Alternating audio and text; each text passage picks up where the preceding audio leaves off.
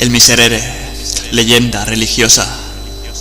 Hace algunos meses que, visitando la célebre abadía de Fitero y ocupándome en revolver algunos volúmenes en su abandonada biblioteca, descubrí en uno de sus rincones 2 o 3 cuadernos de música bastante antiguos, cubiertos de polvo y hasta comenzados a roer por los ratones. Era un Miserere. Yo no sé la música, pero le tengo tanta afición que, aún sin entenderla, suelo coger a veces la partitura de una ópera y me paso las horas muertas hojeando sus páginas, mirando los grupos de notas más o menos apiñadas, las rayas, los semicírculos, los triángulos y las especies de etcéteras que llaman llaves, y todo esto sin comprender una jota ni sacar maldito el provecho. Consecuente con mi manía, repasé los cuadernos y lo primero que me llamó la atención fue que, aunque en la última página había esta palabra latina, tan vulgar en todas las obras, finis, la verdad era que el Miserere no estaba terminado, porque la música no alcanzaba sino hasta el 10º versículo. Esto fue sin duda lo que me llamó la atención primeramente, pero luego que me fijé un poco en las hojas de música, me chocó más aún el observar que en vez de esas palabras italianas que ponen en todas, como maestoso, allegro, ritardando, a piacere, había unos renglones escritos con letra muy menuda y en alemán, de los cuales algunos servían para advertir cosas tan difíciles como esto: crujen los huesos y de sus médulas ha de parecer que salen los alaridos. O esta otra: la cuerda huya sin discordar, el metal la truena sin ensordecer. Por eso suena todo y no se confunde nada, y todo es la humanidad que solloza y gime. O la más original de todas, sin duda, recomendada al pie del último versículo: las notas son huesos cubiertos de carne, lumbre inextinguible. Los cielos y su armonía, fuerza, fuerza y dulzura. ¿Sabéis qué es eso?, pregunté a un viejecito que me acompañaba, al acabar de medio traducir estos renglones, que parecían frases escritas por un loco. El anciano me contó entonces la leyenda que voy a referiros. Hace ya muchos años, en una noche lluviosa y oscura, llegó a la puerta claustral de esta abadía un romero y pidió un poco de lumbre para secar sus ropas, un pedazo de pan con que satisfacer su hambre y un albergue cualquiera donde esperar la mañana y proseguir con la luz del sol su camino. Su modesta colación, su pobre lecho y su encendido hogar puso el hermano a quien se hizo esta demanda a la disposición del caminante, al cual, después que se hubo repuesto de su cansancio, interrogó acerca del objeto de su romería y del punto a que se encaminaba.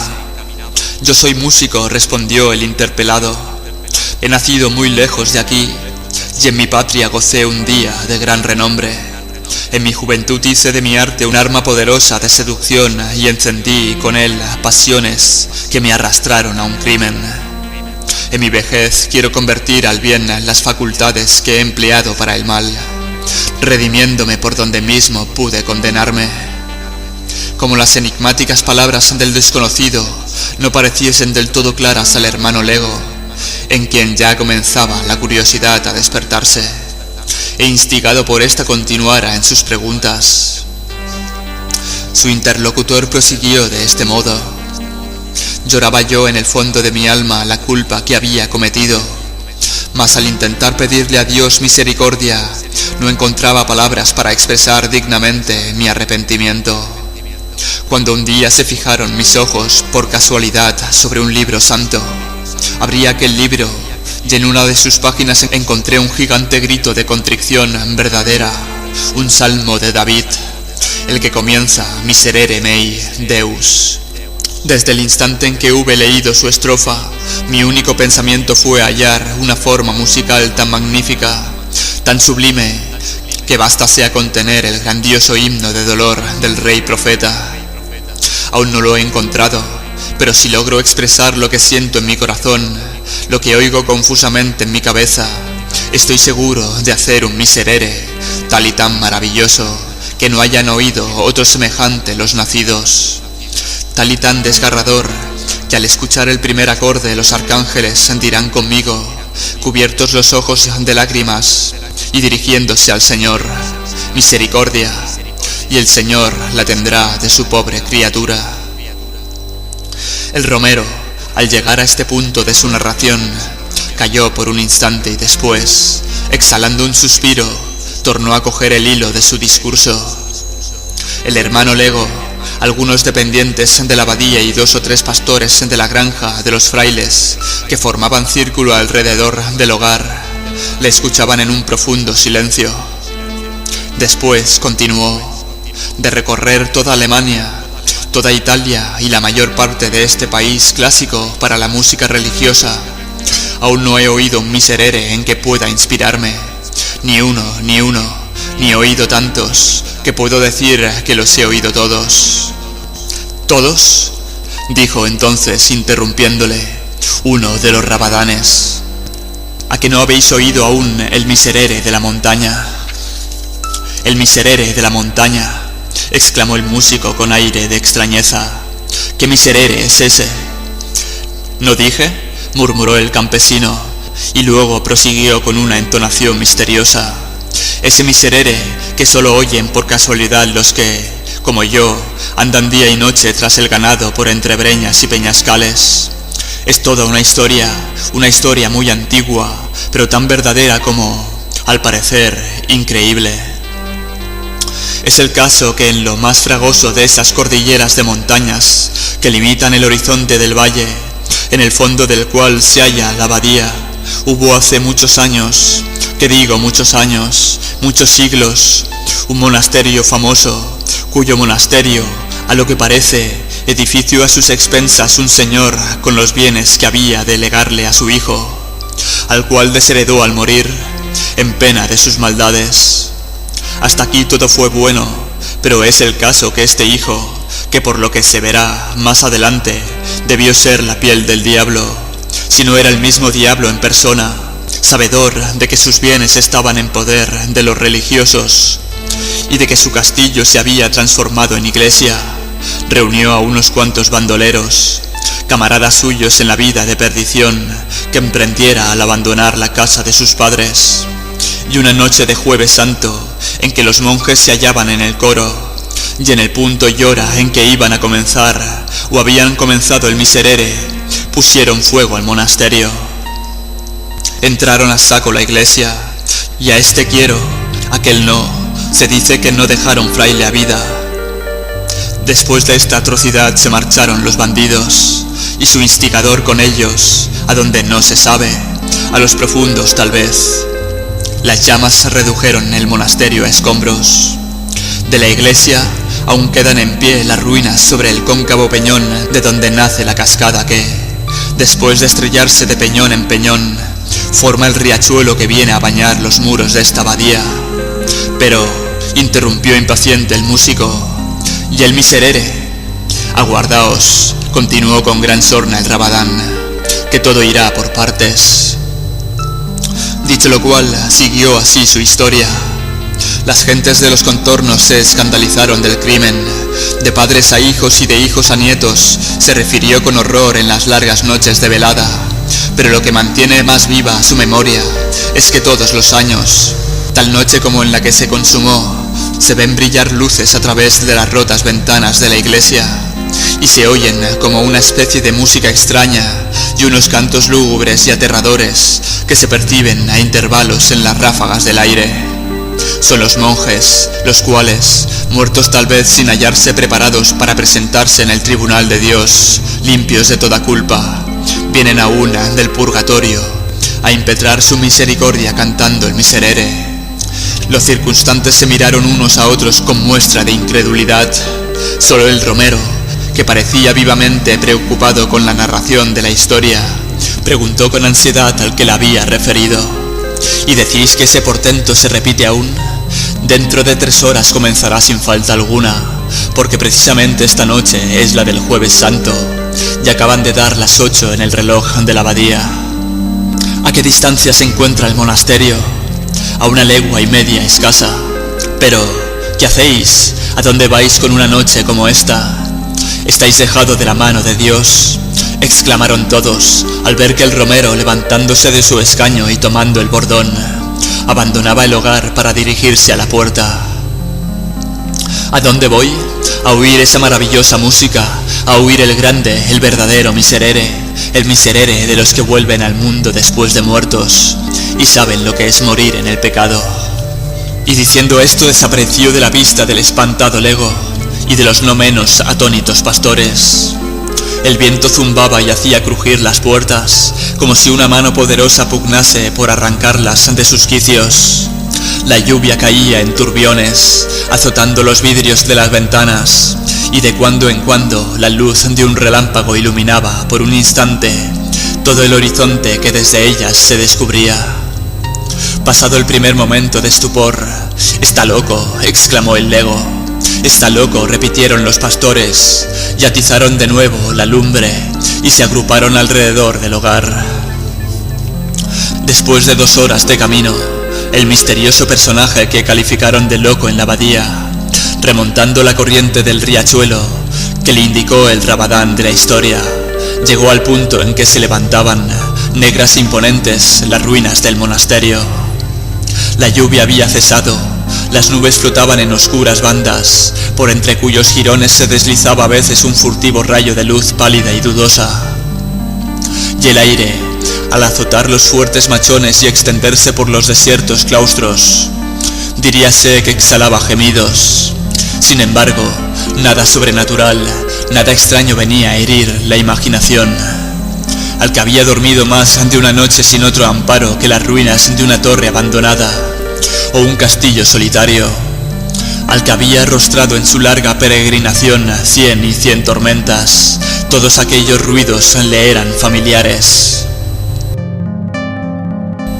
Las gotas de agua que se filtraban por entre las grietas de los rotos arcos y caían sobre las losas con un rumor acompasado, como el de una péndula de un reloj, los gritos del búho que graznaba refugiado bajo el nimbo de piedra de una imagen de pie aún el hueco del muro, el ruido de los reptiles que, despiertos de su letargo por la tempestad, sacaban sus disformes cabezas de los agujeros donde duermen o se arrastraban por entre los jaramagos y los zarzales que crecían al pie del altar, entre las junturas de las lápidas sepulcrales que formaban el pavimento de la iglesia.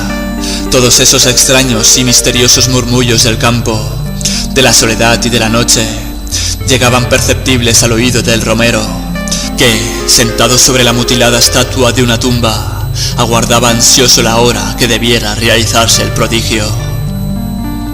Transcurrió tiempo y nada se percibió. Aquellos 1000 confusos rumores seguían sonando y combinándose de maneras distintas, pero siempre los mismos. «Si me habrá engañado», pensó el músico, pero en aquel instante se oyó un ruido nuevo, un ruido inexplicable en aquel lugar, como el que produce un reloj algunos segundos antes de sonar la hora, ruido de ruedas que giran, de cuerdas que se dilatan, de maquinaria que se agita sordamente y se dispone a usar de su misteriosa vitalidad mecánica. Y sonó una campanada, 2, 3, hasta 11. En el derruido templo no había campana, ni reloj, ni torre ya siquiera. Aún no había expirado, debilitándose de eco en eco, la última campanada. Todavía se escuchaba su vibración temblando en el aire, cuando los doseles de granito que cobijaban las esculturas, las gradas de mármol de los altares, los sillares de las ojivas, los calados antepechos del coro, los festones de tréboles de las cornisas, los negros machones de los muros, el pavimento, las bóvedas, la iglesia entera comenzó a iluminarse espontáneamente, sin que se viese una antorcha, un cirio o una lámpara que derramase aquella insólita claridad.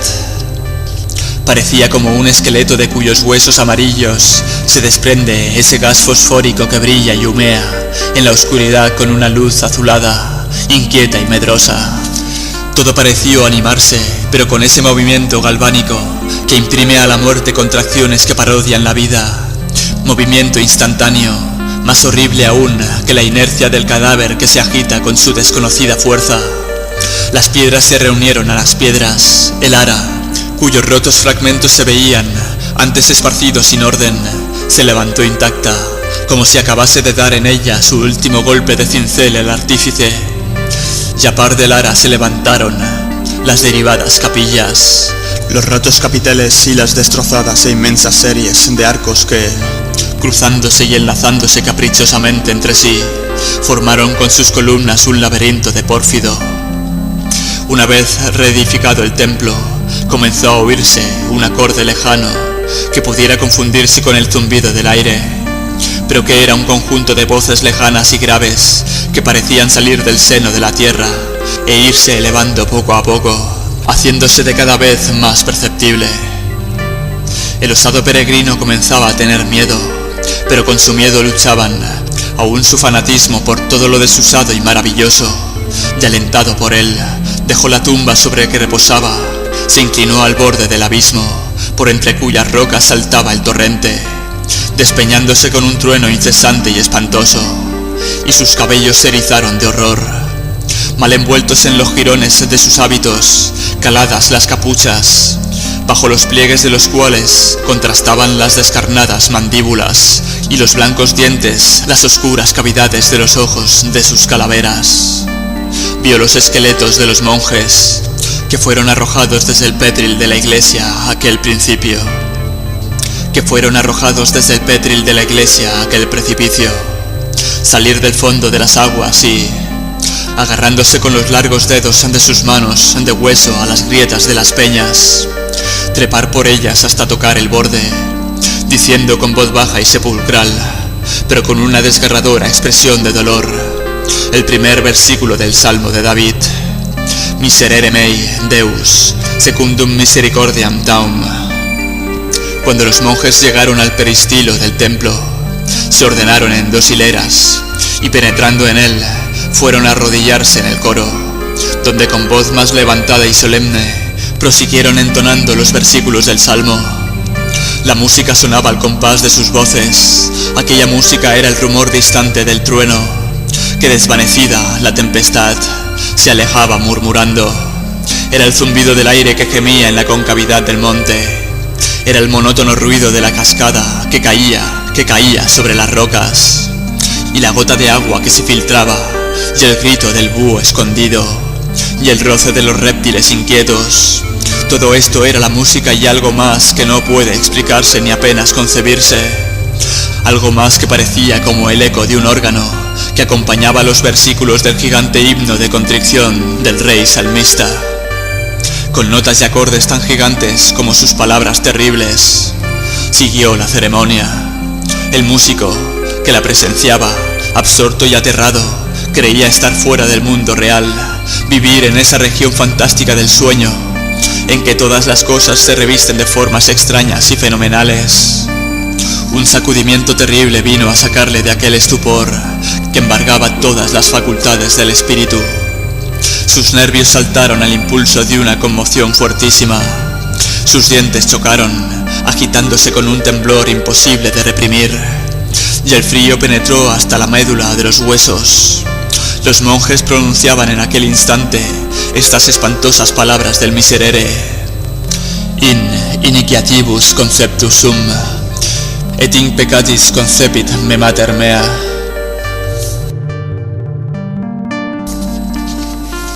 Al resonar este versículo y dilatarse sus ecos retumbando de bóveda en bóveda, se levantó un alarido tremendo que parecía un grito de dolor arrancado a la humanidad entera por la conciencia de sus maldades.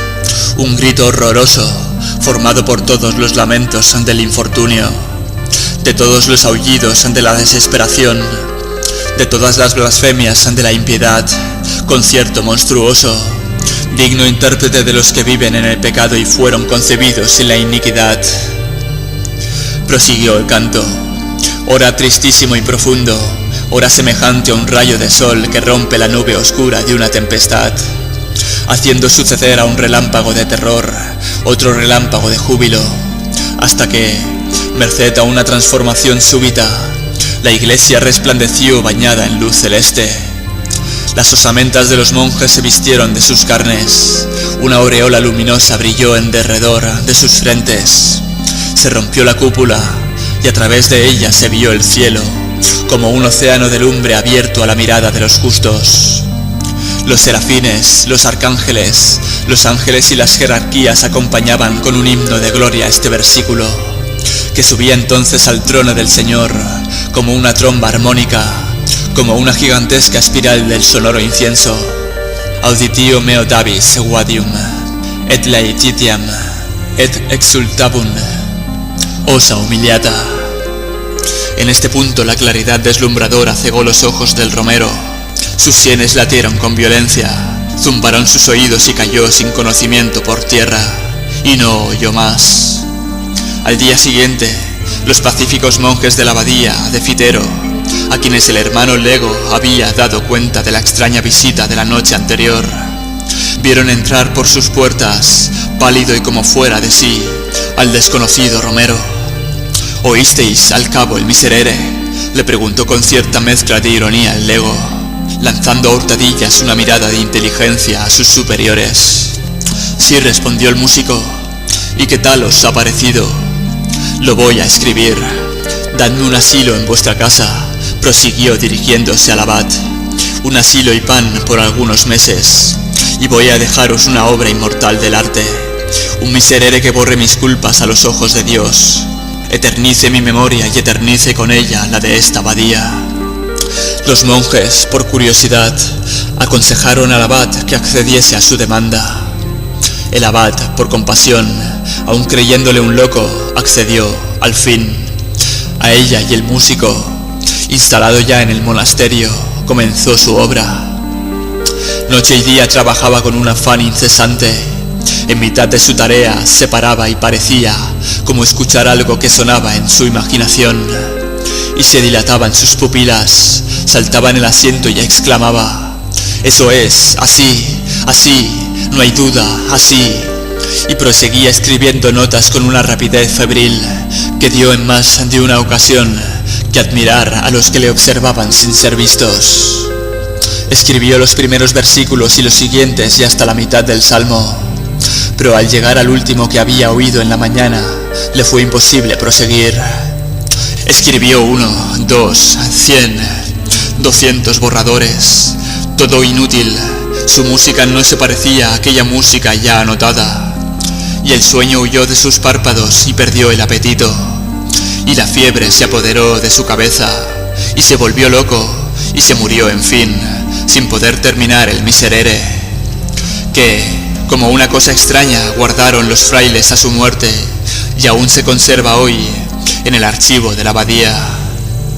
Cuando el viejecito concluyó de contarme esta historia, no pude menos de volver otra vez los ojos al empolvado y antiguo manuscrito del miserere, que aún estaba abierto sobre una de las mesas. Impecatis conceptit me mater mea. Esas eran las palabras de la página que tenía ante mi vista, y que parecían mofarse de mí con sus notas, sus llaves y sus garabatos, ininteligibles para los legos en la música. Por haberlas podido leer hubiera dado un mundo. Quién sabe si no será una locura.